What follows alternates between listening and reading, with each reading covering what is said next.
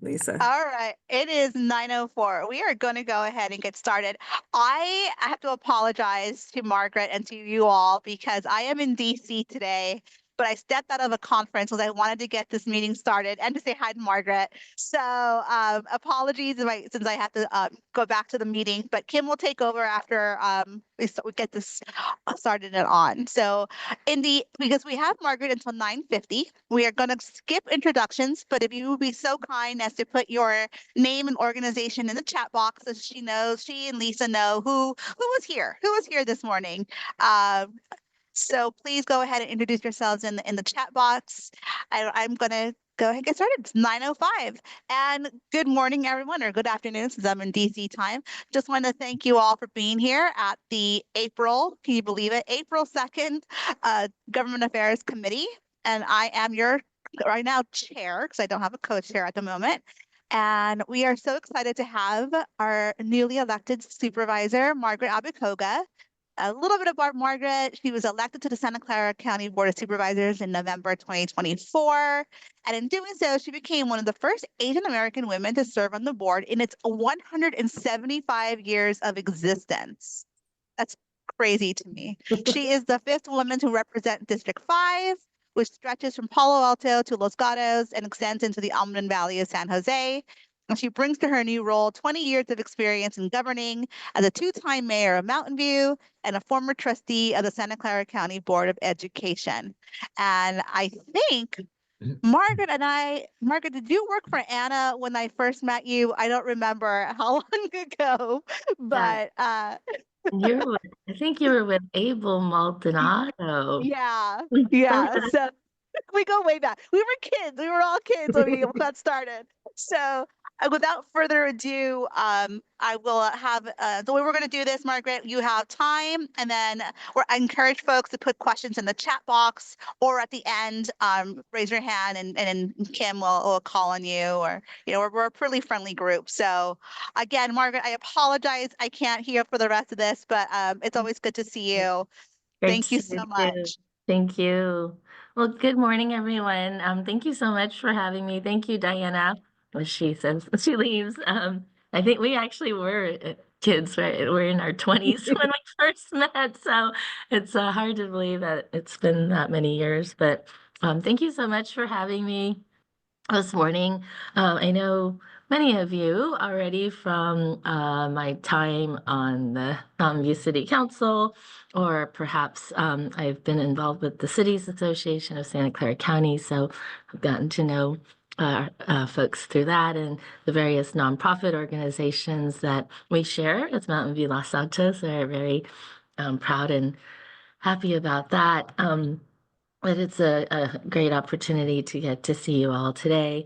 As Diana mentioned, I was elected in November of 2024. This is day 84 for me in our office, working towards our first 100 days.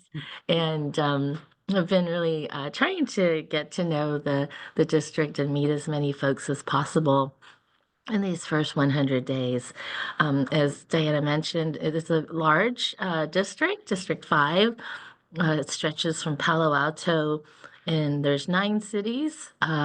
There's Palo Alto, Mountain View, Los Altos Hills, Cupertino, Saratoga, Los Gatos, Monte Sereno, and half of Almaden. So 9 cities are represented, 9 out of the 15 in the county. So I have the most cities in my district, and been working to try to meet all of the city council members. There's 44 of them. I think I'm down to my last 5.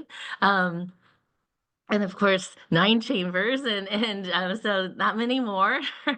But it's really been fun, exciting. I'm always just really inspired by the residents and business folks in our community who just really care and want to make a difference. And I think that's what makes District 5 the special place that it is. And of course, it's a beautiful district too, as I walked much of it, or pretty much all of it actually during the campaign. And every neighborhood I walked, every precinct I walked, I just thought, wow, this is just an incredible, gorgeous district. So really, really honored and grateful and frankly humbled to be able to serve in this capacity. Um, my tenure here has started with quite a whirlwind. The joke, I think some of you may have heard, I was mayor twice in Mountain View, first during the Great Recession in 2009, and then again in 2020 during COVID and sheltering in place. So my residents of Mountain View asked me not to be mayor again. And so I ran for county supervisor. And here we are with quite a interesting situation at the federal level. Our new administration has definitely kept us on our toes with all the executive orders, as you all know. But frankly, a lot of threats to what the county does. As you probably know, the county is it's considered the safety net of our community, serving the most vulnerable. And so, what the federal government has been talking about, the executive orders really do threaten our operations. And so that's been what we've been dealing with. Folks have asked, well, what are my priorities? And it's really been just the immediate situation of what the federal government is going to do. We are still mostly on hold, waiting for the budget. The federal government, it looks like it's going to be October with the continuing resolution. But there's some major impacts that will most likely, I'm hoping we won't see everything that's been talked about yet, but I do expect that there will be some cuts and challenges as the county is very dependent on federal funding for its health care. Medicaid funds are a large part of the county budget. A third of our funding comes from the federal government, and Medicaid is the single largest source of federal revenue for the county, representing $1.9 billion in our funding out of the $12.5 billion budget that we have. So the county's budget is about half healthcare, and so that's the Medicaid piece, and then the other half to the many other services. Social services, we have about $400 million that we receive from the federal government. Also, the other grants that include things like sustainability projects is another 130 million. So total, we're looking at 2.5 to $3 billion potential cuts. So that's obviously significant, quite dire to be frank. And so that's really what we are focused on right now. Um, in February, we had the hint of what might be coming with the $2 trillion spending cuts nationwide, 880 billion of that to Medicaid. So this really is serious for us. At this time, I've been encouraging my colleagues for us to look at what our priorities are, as we will have to make some tough choices. And so it's important for us to really confirm what our priorities as a county should be. And so we are going to be engaging in a priority setting process in the next month. Other, I guess the positive news, and it's related to healthcare, is that despite what's happening in the nation, our county continues to lead. And you may have read or seen on the news yesterday that we opened the Regional Medical Center Hospital on the east side of San Jose. It was a privately owned hospital. The county acquired it, and we opened it yesterday officially as the county hospital. And the transition went very smoothly, actually. I was a little doubtful it was going to happen, but our staff worked around the clock to make it happen. And things like transitioning the health records and the facilities and hiring the staff, like all 1,000 of our regional medical staff applied and came over to the county, and all of that happened very smoothly. So really proud to see that. I know it's over on the east side of San Jose, so folks might ask, well, how does that affect District 5? It had a trauma center that closed, and we have been able to reopen it under the county. There's only two other trauma centers in this area, Valley Medical being one of them. And when regional closed last year, Valley Medical saw a 50% increase in patients. The other trauma center is at Stanford, and that's obviously closest to us, but with regional reopening the trauma center, we can see the spread of the patients, them out more. So that does alleviate the impacts on Stanford and Valley Med. So it makes it easier for all of us to be able to access that healthcare. And having been a breast cancer survivor myself, and growing up, my father was a self-employed gardener who had pre-existing conditions, and so he was denied health insurance, so we didn't have access to health care as I was growing up. And it was after I started working myself and my father got on Medicare that he actually got to go to the doctor and ended up with many different ailments. But I've seen personally the real importance of access to quality health care. I think it is really a basic human right. And so I'm very proud of what the county has been able to do in acquiring regional and opening it up and being able to provide the health care in a neighborhood that is really has a lot of high need there. So very excited about that and happy to see that, yes, despite what's going on in the world, here in Santa Clara County, we continue to forge ahead and work towards being able to provide the quality services that our community needs.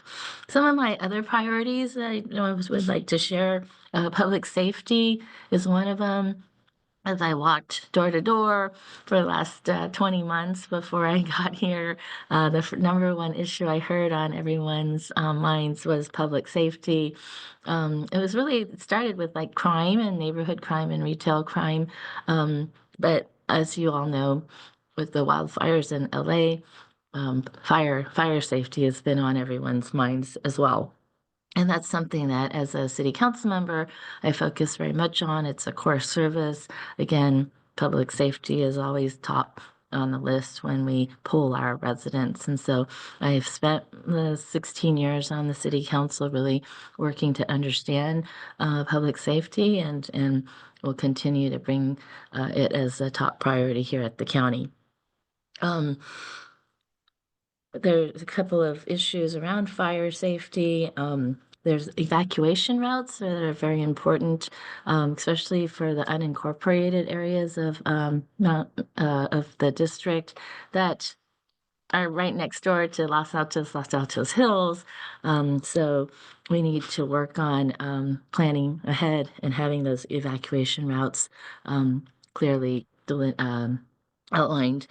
And so we're actually working right now with Stanford University and looking at hopefully being able to put on a fire safety summit where we'll be able to bring elected officials, city managers, and academics, as well as the community together to discuss the research and innovations in fire prevention and wildfires. So I'll definitely share that with invitation with you all once we get the details squared away. Immigration, I think we have heard a lot about that in the news. The Santa Clara County has filed a lawsuit to uphold birthright citizenship, and again, this affects our community in very many ways, and beyond even what I had thought. That given that our county, I think it's about 40% of our county are residents who were born in a different country. So we have like H-1B visa residents, we have student visa residents. So we have a lot of folks from all over the world. This issue of birthright citizenship is very important to this county. And so we have filed a lawsuit, and we will continue as a county to be very vigilant in challenging the federal government as they come up with other other initiatives to around immigration. I just also want to say that as a county, we do continue to keep our doors open for our services to everyone. We do not ask for citizenship information. We do not cooperate with ICE. Our county hospital staff has been made aware that they do not have to or should not be collecting information from patients in that manner. And so we will continue to be a county for all and keep our doors open for as long as we are able. So there are other issues. County budget is a big challenge, frankly, coming in already. We had a $37 million deficit. And then on top of that is what we are anticipating from the federal government. Fortunately, having been through the Great Recession, I have that experience of having to make hard decisions and tightening our belts. The other piece to that is economic development and revenue generation. And frankly, that's not something the county usually does. But coming from a city where we are required to have balanced budgets, generate revenue. I feel that I can bring that experience to the county. A lot of that has to do with the use of land. And in Mountain View, as you may know, the city owns land. We've worked hard to continue to acquire land when we're able to, and then use that land to lease to companies like Google and other entities. And so the revenue from rents and leases has been now, I believe about 15% of the general fund in Mountain View. And the county has some large parcels, including the county fairgrounds. And my hope is to be able to look at creative ways to use the parcels and the buildings that the county owns to generate revenues. I think as I've seen and been in this field for 20 plus years, as mentioned, and actually 30 something years before that, as I started my career as aide to Congresswoman Anna Eshoo, I feel more and more the need for us to be more self-sufficient, and you just can't really rely on the federal government and the state government as much anymore. And so I've focused on that as a city. And I see that at the county level too, that we really need to work on being more self-sufficient. So that's one of my goals here. I think I'll just leave it at that and see if there are some questions. Happy to answer. But again, thank you so much for having me. Look forward to working with you in the years to come. Please know if there's anything you need from our office. We're fully staffed. I have 12 staff members. My chief of staff is Mariko Sayak, who was the former mayor of Los Gatos, and she ran CASI, which was a mental health youth counseling nonprofit. So comes with extensive experience in the elected area, management, policy. So very, really grateful to have her, and actually have a quite experienced staff, Lisa Chung, L.A. Chung. I think many of you know her. I'm so excited. She's my communications director. I've never had talking points written for me. It's been me, myself, and I all these years. So it's just a luxury to have staff to help me. But I'm also excited because I feel like we get to do 10 times more now work. So just really excited about that. But yes, please feel free anytime to call upon us if there's anything we can assist with. And I look forward to welcoming you to the county, and I look forward to seeing you in the community. So thank you. And yeah, it's happy to answer questions. Let me see if there's anything in chat. How did your lunch go, Margaret? The Oh, yeah. luncheon. Oh, yes. Thank you. So last Friday, we had our inaugural Women's History Month luncheon, where we honored 5 women of District 5. And as Diana mentioned in the intro, I'm the fifth female supervisor in District 5. And District 5 has the most women who've served at the county. And so we named each of the awards after each of the former female county supervisors. Jerry Steinberg from Los Altos Hills, I believe, was the first. And then we had Becky Morgan, and then Diane McKenna, and Liz Niss, and myself. And so it was a great event. I say this all the time. One of my greatest fears is to throw a party and have nobody show up. And I was hoping we'd get 100. We ended up with almost 300 folks there. And it was really a wonderful event. And I think we just needed something like that to celebrate in this very precarious time. So I hope the folks who showed up did enjoy it as well. Thank you.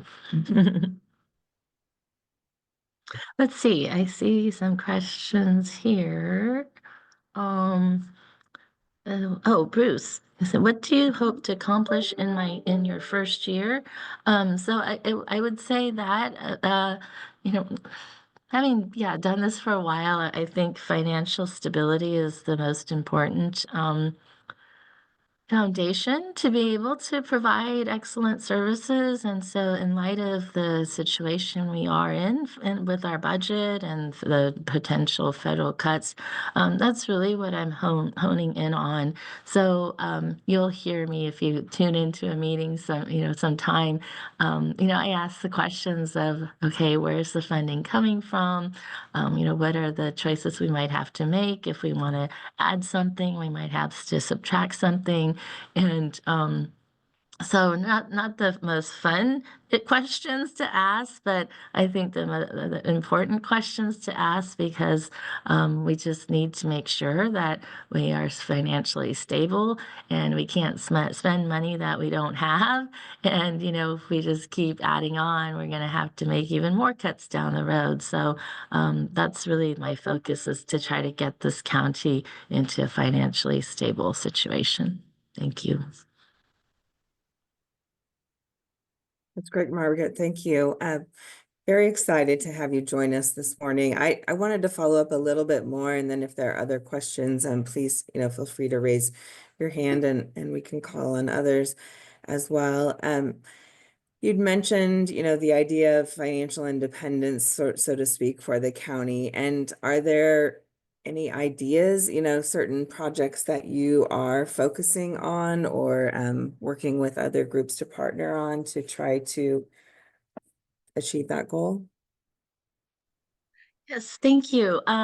So we a few weeks ago passed or approved adding a half-time position we have an economic development and real estate department, but it's been, I think, one person, and it's my colleague Sylvia Arenas from District 1, which covers the South County part of the county, so Gilroy, Morgan Hill, South San Jose, and she's very obviously focused on agricultural workers and the agricultural community. And so prior to my joining, she had introduced adding a position to focus on agribusiness.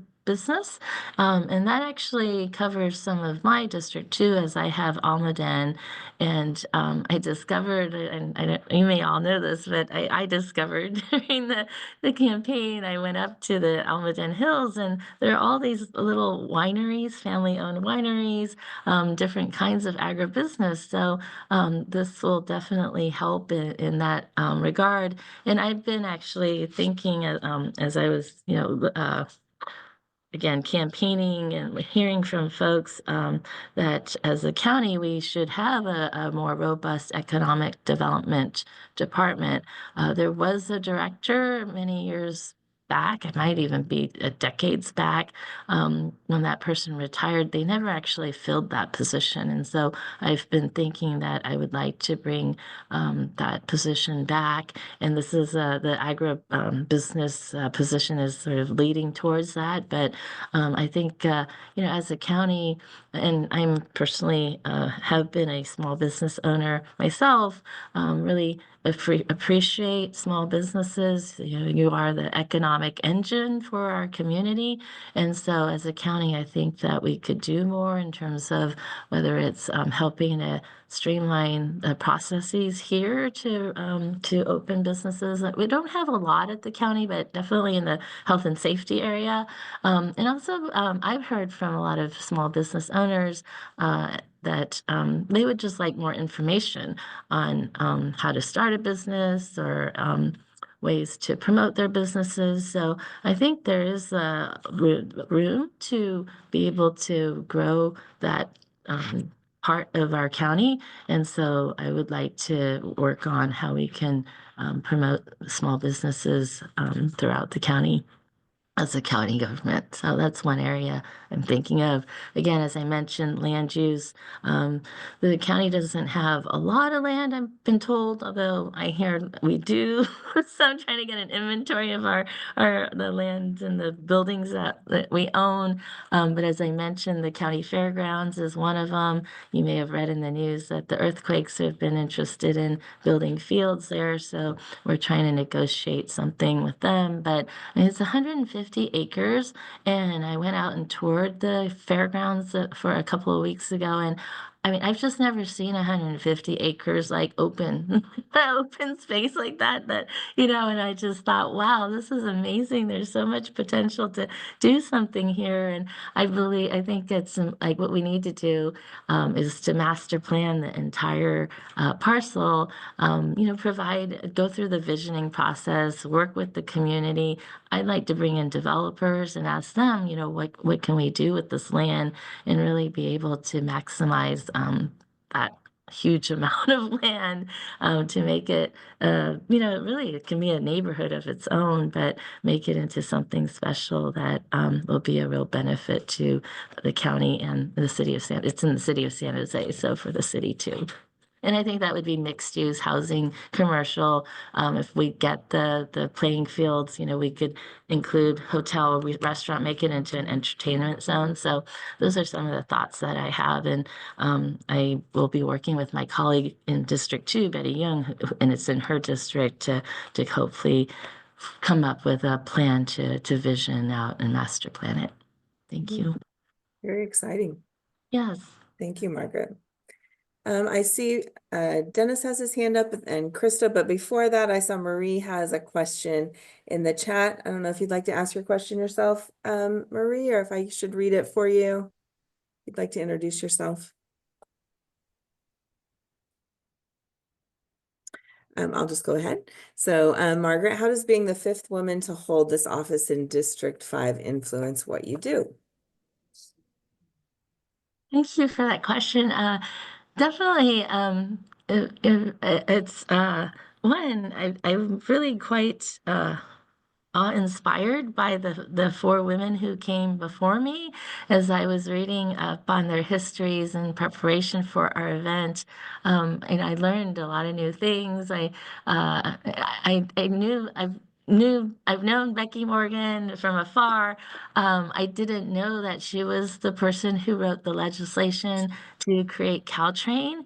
And, you've all, or some of you may know that I've worked in the transportation field for pretty much my entire time on the city council. I serve on regional boards. I'm on the Metropolitan Transportation Commission, VTA, Valley Transportation Authority, and on the Caltrain board. And so, that was a interesting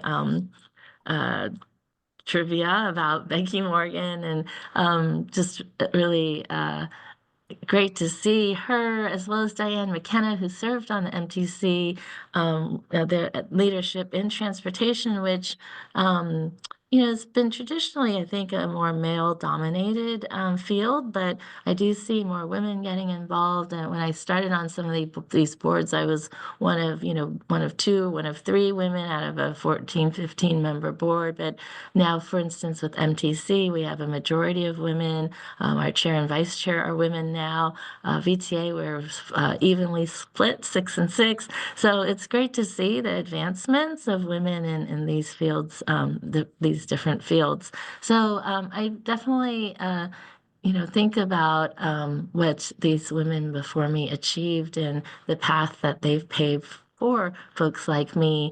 And so my hope is to be able to, contribute to that collective positive impact, and also, hopefully help pave the way for other young women to follow. I see my job as that is, I'm here for a certain amount of time. And to be frank, like I don't plan to do this into my 80s. I'm very happy with what I get to do, but I also believe that it's important to, to pass on the torch. And I served, as I mentioned, on the council for 16 years, and that was a good enough time. Yeah, it was enough time, and I felt like it was ready for me to move on and let the next generation come forward. And so that's my plan and hope, is to be able to, here at the county, also support the next generation of leadership. And so I think about that continuation, the continuum of leadership, and what my role and my responsibility is there. Thanks.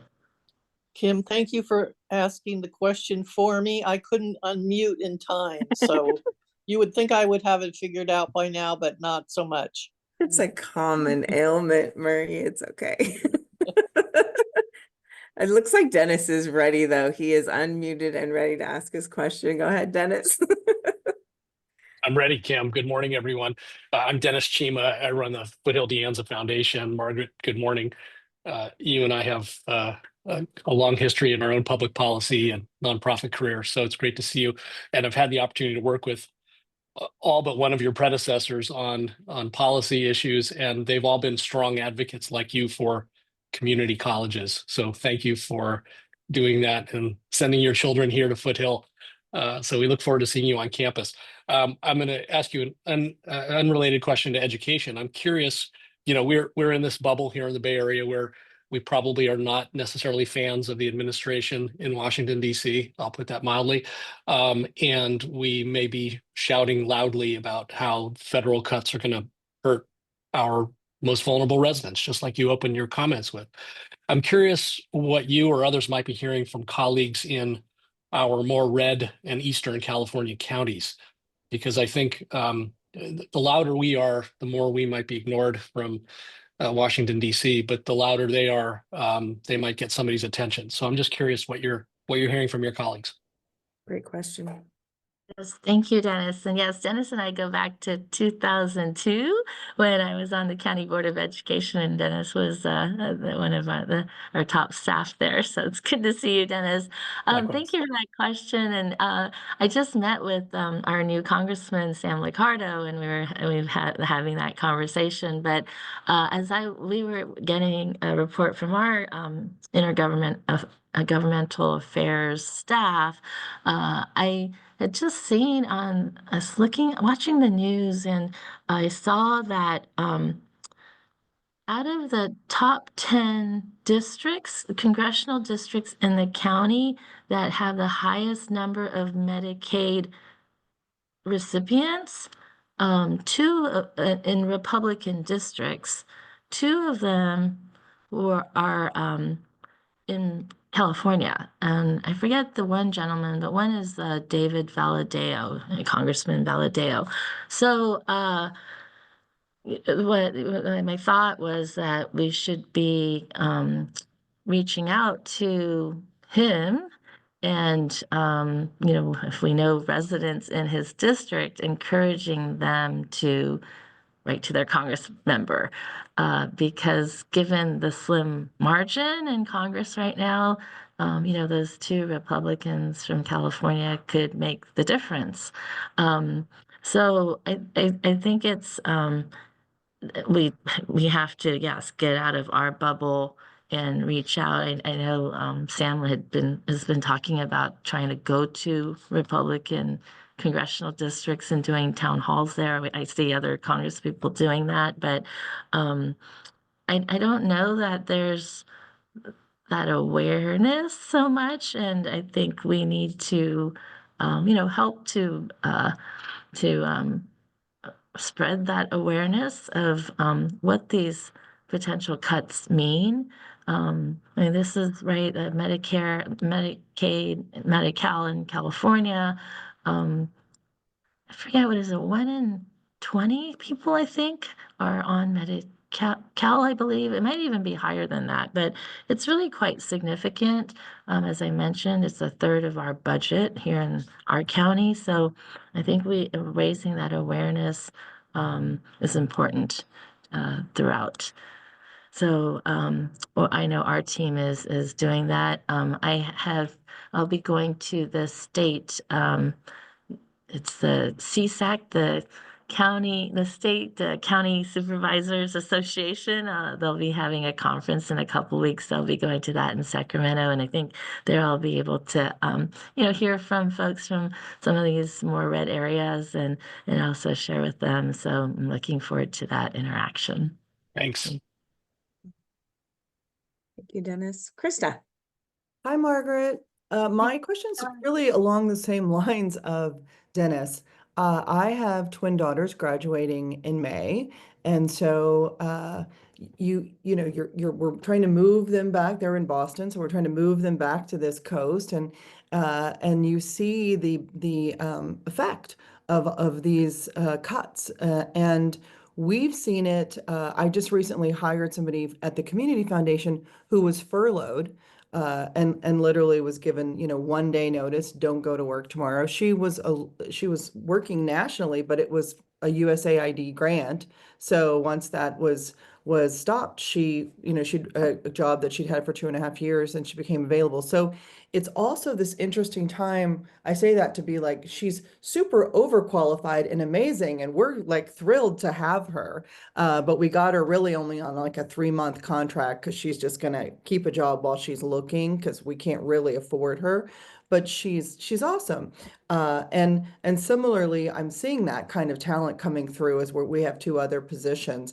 But then I'm looking at my daughters, and one of them is a nurse grad, and UCSF, for example, has a hiring freeze, even though they have a doctor shortage and a nurse shortage, because they're trying to figure out what the impact of these cuts and the research money stopped is going to be on them. So that they've just kind of, everybody says no hiring until we can figure out what our budget is going to look like. And as we all know, when we listen to the news every day, that changes and looks and feels differently. So my question, I guess, is both as a parent, how are we setting up young people to even be able to live and work back here? And then as an employer, the level of talent is awesome, but it means that that's what your kids are competing against.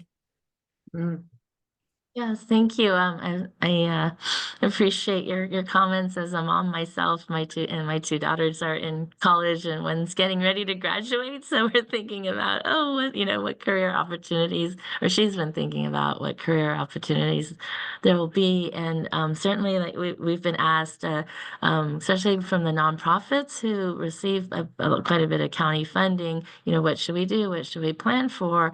And unfortunately, again, we're sort of on this holding pattern, but I have been telling folks that it probably, shouldn't be hiring new folks. Maybe just, stay on hold, keep it where you are, status quo for now because of the uncertainty. And certainly that makes it challenging for folks. The county, I guess we're in the same position. We've had quite a few vacancies over the last few years. And so I believe we still have some. I know, like especially in our public safety areas, we're recruiting folks for our sheriff's department, fire, I think, is okay, but yeah, so our sheriff's department, all the police departments, frankly, have had challenges trying to recruit folks, and a lot of that comes from just the high cost of living around here and the affordability issue as well. Certainly, as you know, as a government, we've also, and at the city of Mountain View too, we've had to look at incentives. How do we compete with the private sector? I think there is definitely more talent, but we have to be competitive. And so, we have to figure out ways to incentivize, and we're not able to pay as much as government, perhaps. But, I think the other equation to that is creating an environment where folks feel like they're being productive or valued, and so there's a focus on that. And I mean, I really marvel at folks here at the county, like our doctors, for instance, our physicians, and they could be out at different private sector healthcare entities, probably making more money, but as I've met them, they really are mission driven, I find, and just really appreciate that and that level of care they provide because they just simply care. But yes, young people, as I look at my girls and the Gen Z generation, I'm very often heartbroken when I listen to their conversations with their peers, and there is this level of hopelessness, and some of that comes, I think, actually from climate change and their real fear of not having a world to grow into in a future. And so you've probably heard me say that, for me, climate change is another top priority. But I think I feel for our young folks because I think things are a lot tougher, and having gone through COVID and then, climate change and so much going on, yeah, they are our future, and so we have to do what we can to support them and provide opportunities. So, It challenge. also, though, does make me nervous, just in terms of people, like you want to have them come back. And we're not creating an environment in this county where they can do that. Yeah. That I think is the other fear here, because then you have parents who go off and move as they get older and move out of state to wherever their kids could afford. And we have Yes. certainly seen that in Los Altos. We've seen that in our own donor base at Los Altos Mountain View Community Foundation, where you just have people who've decided that they want to be closer to grandkids and their kids couldn't afford it. Yes, and so definitely housing. Housing's been a issue, a priority. We've been in a housing crisis, frankly, for decades. It's definitely been accentuated over the last decade, I would say. I was very proud and happy to support Measure A back in 2016 that the county passed to provide almost $1 billion in affordable housing funds. As a result, we see about 5,500 units have been or are being built for affordable housing. Los Altos has its first 100% affordable housing development on Distal Drive, as you know, and the tax credits just came through for that, so that's moving forward. So I think, frankly, that funding is dried up pretty much. It's all been expended. So I've been thinking about, well, what's next? And I'm part of the Bay Area Housing Finance Authority. Then we looked at putting a regional housing bond measure last year on the ballot, but had to pull it back. And so I've been really pondering on this topic, and that, frankly, that's what we need is more resources to build more affordable housing. And so, the question is, what's next? Do we do a Measure A 2.0 down the road? I think as a county, we've had the success, so we should build on that.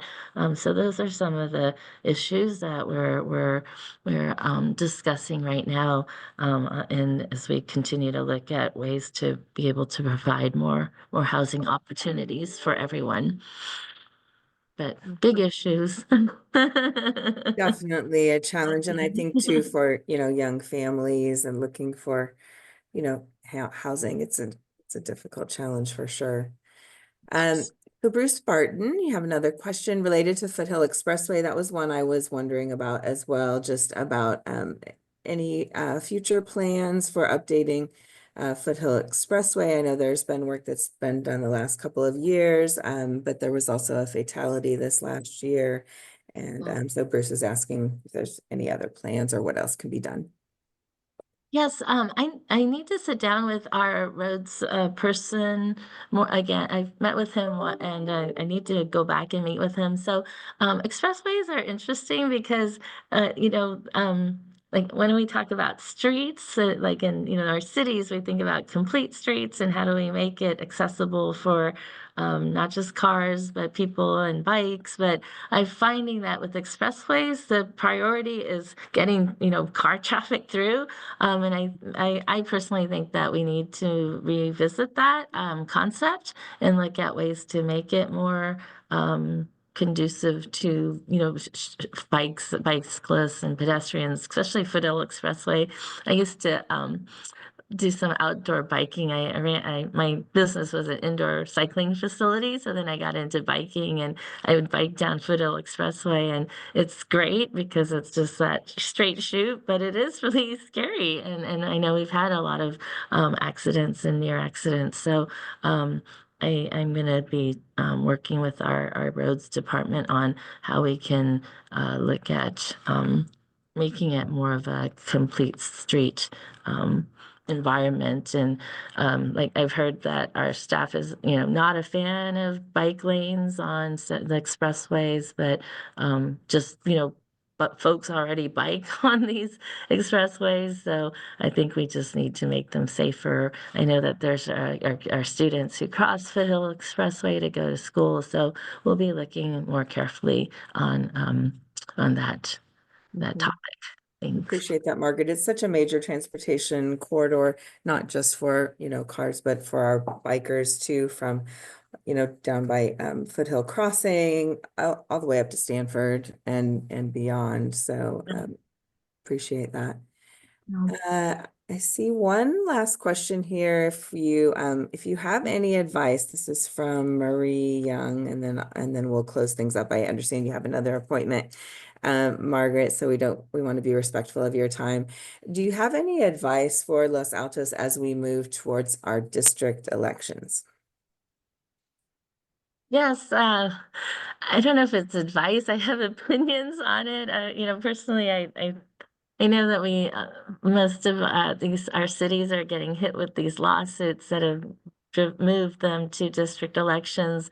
I personally, not when in Mountain View we had not been hit with the lawsuit. I think, frankly, if you look at our city council over the last few years, it was quite diverse. And as I left the council, we had 6 women, 3 APIs, 1 Latino.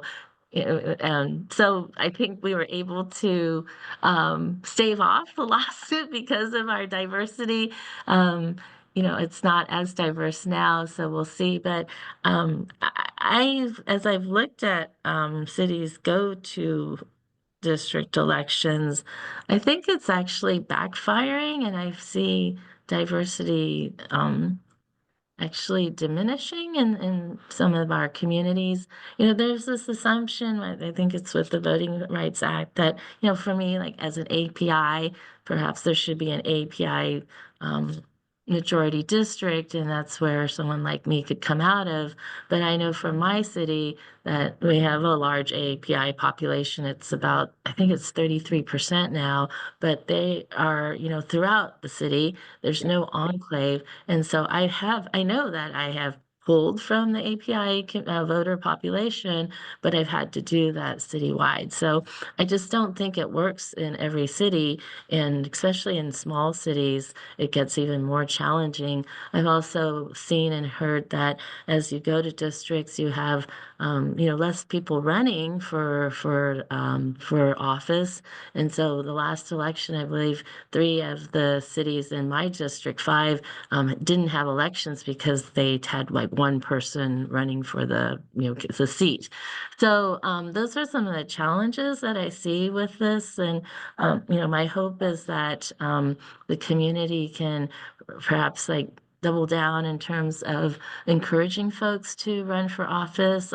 Those of us in office, we should be doing that. And again, for me, it's about that continuum of leadership. And so if in Mountain View, I've worked to try to encourage folks to, join our boards and commissions, and then look at, I personally have tried to identify folks that might be interested in running for city council, and then, working with them, talking with them one-on-one and individually to encourage them to do so. So I think it's going to take a lot more of that, of, the community's leadership going out and spending that time and effort to identify leaders, identify them early, because it is a multi-year process to get them to, get ready to run. But I think that's what it's going to take, is for us to just spend a little bit more time and energy looking for the next set of good candidates.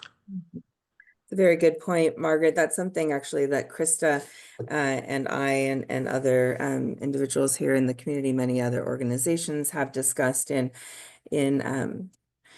reestablishing the LEAD program here in Los Altos to develop the next group of leaders, to serve on commissions, boards, and run for elected office. And I think that is especially important as we move to the district election voting. So, and Los Altos is very similar to Mountain View in that way, very diverse population all across Los Altos. So this is one of those things that I think I'm not sure it solves any problem, but it does defer a legal entanglement. So there you go.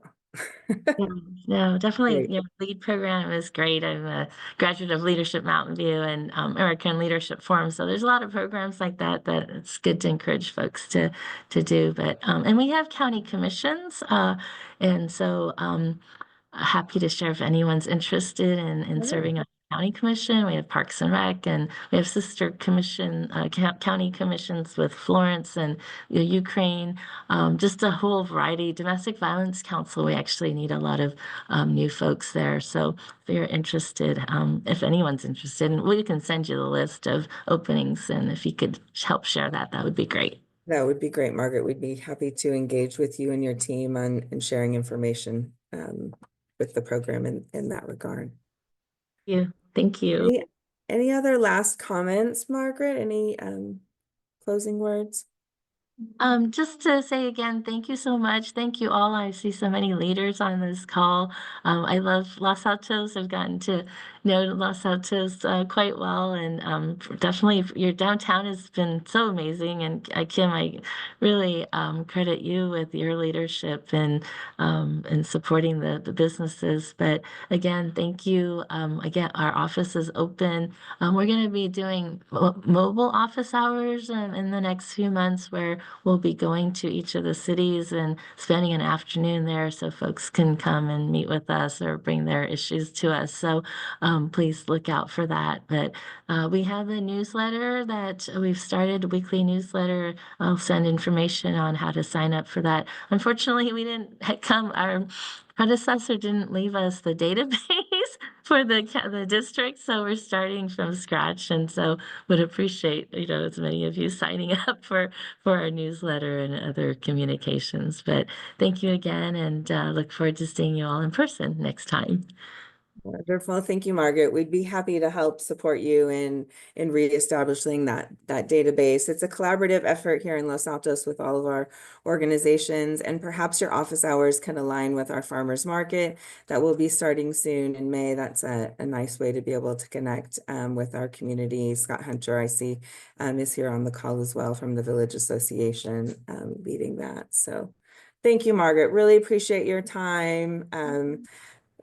So excited to have you represent our district and to partner with us. And I know you have many responsibilities with 9 different cities and so many different constituents, but really appreciate your time and sharing information with us here. Thank you. Please take care, everybody. Thank you. I do have a few announcements. I just wanted to thank Margaret. If you have time to stick here with me, I wanted to remind you, Nicole has placed a few links in the chat box, but we have our State of the Cities luncheon that's coming up April 25th. So you can follow the link to register for that. Ellen Biolsi is here on the call. Ellen is our Walter and Marie Singer Award recipient this year, and so she will be recognized at the luncheon. So congratulations, Ellen. I'm very happy to have Ellen receive that honor this year. And the mayors, of course, of Los Altos and Los Altos Hills will be presenting their State of the Cities addresses. So if you haven't purchased your tickets, please follow the link to do so. I have a networking event in collaboration with the Mountain View Chamber of Commerce that's scheduled for April 29th from 5:30 to 7:30. That's at Michael's at Shoreline. So that'll be a great event. The link, I believe, is in the chat for that as well, or you can always call our office or go to our website. Two other events that you may not have heard of yet. We have a Taste of Los Altos that's planned for June 7th. It's a chef-created small bites and big flavors events with craft cocktails, etc. And that will be at the Community Center the evening of June the 7th. So it's our first annual event. So we look forward to having you join us there. And then last but not least, the Chamber will be celebrating 75 years anniversary in 2026. And so in preparation for that, we are going to be, let me see if I can share my screen here really quickly so I can give you a sense of what this is all about.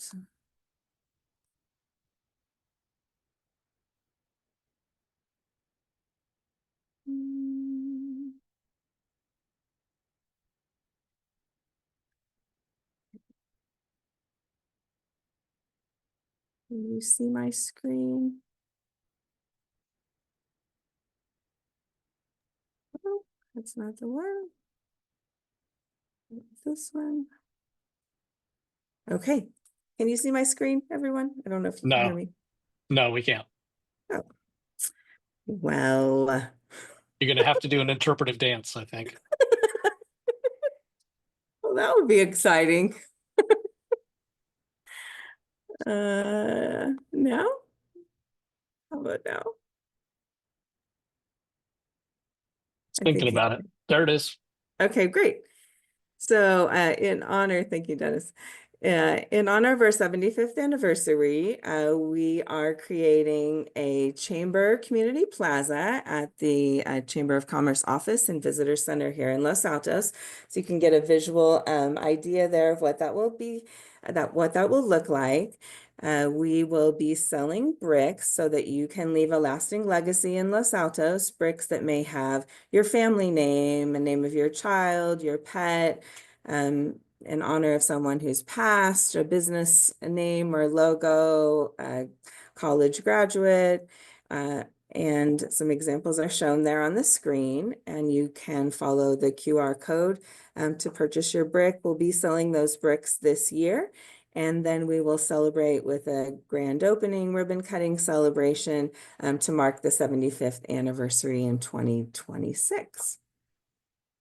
So that's all I have. Any other announcements from others that have joined?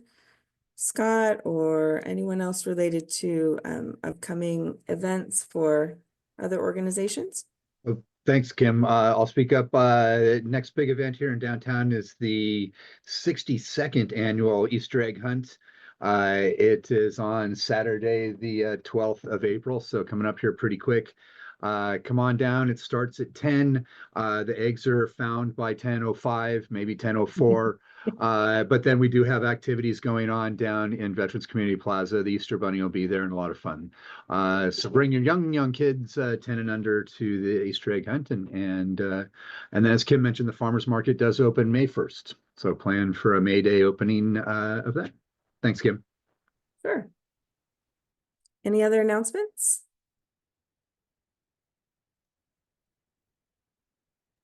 Kim, I have a few. Oh, sure, go ahead.